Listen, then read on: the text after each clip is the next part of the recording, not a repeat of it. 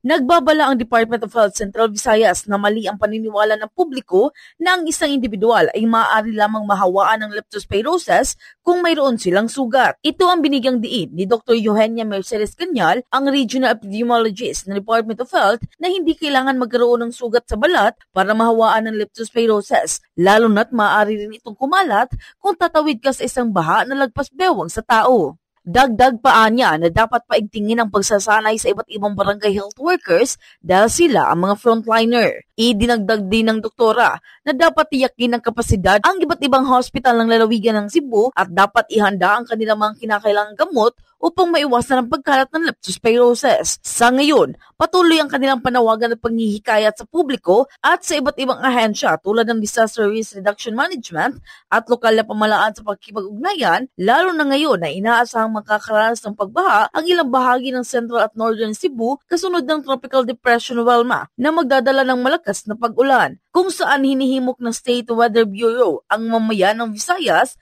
lalo na ang mga nakaranas ng malawakang pagbaha noong bagyong Tino at Uwan, na maging handa at palaging updated sa panahon. There is that misconception, okay lang ko because I don't have broken skin, I don't have cuts, I don't have laceration. But it is a misconception. Leptospira can still go through even in intact skin. Mula rito sa lungsod Lawigan ng Cebu, Bombo Jonah Cañati. This is Bombo Radio Philippines, the #1 and most trusted source of news and information. Basta Radio, Bombo!